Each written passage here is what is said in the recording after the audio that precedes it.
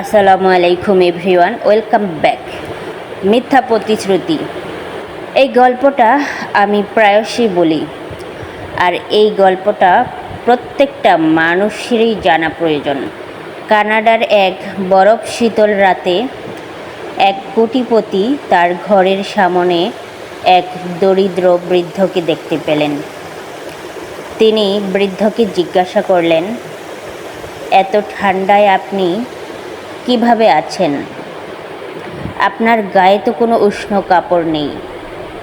বৃদ্ধ উত্তরে বললেন, আমার উষ্ণ কাপড় নেই, কিন্তু আমি মানিয়ে নিয়েছি।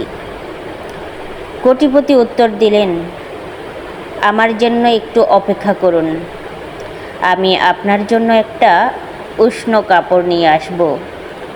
বৃদ্ধ খুশি হয়ে বললেন, আচ্ছা, আমি অপেক্ষা করব।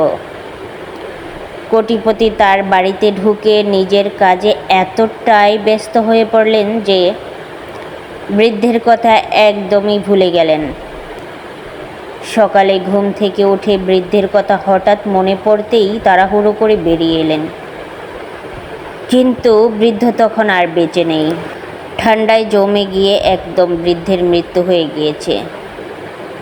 বৃদ্ধের পাশে একটি চিরকুট পাওয়া গেছে, তাতে লেখা ছিল, যখন আমার কোনো উষ্ণ কাপড় ছিল না তখন আমি মানিয়ে নিয়েছিলাম, কিন্তু আপনি যখন আমাকে সাহায্য করার প্রতিশ্রুতি দিলেন তখন সেই আশায় অপেক্ষা করতে করতে আমি ঠান্ডার সাথে লড়াই করার ক্ষমতা হারিয়ে ফেললাম। মিথ্যা প্রতিশ্রুতি মানুষকে ভেঙে ফেলে, তাই প্রতিশ্রুতি দেওয়ার আগে ভালোভাবে চিন্তা করুন এবং অপ্রয়োজনীয় মিথ্যা প্রতিশ্রুতি দেয়া থেকে প্রত্যেকটা মানুষ বিরত থাকুন। আর এই গল্প থেকে আমরা সবাই এই শিক্ষা নিতে পারি যে মিথ্যা প্রতিশ্রুতি দেয়া একজন মানুষের উপর কতটা প্রভাব ফেলতে পারে। হায় আফসোস, তারপরও আমরা কত মানুষের সাথে কতভাবে মিথ্যা প্রতিশ্রুতি দিয়ে তা ভঙ্গ করে ফেলি।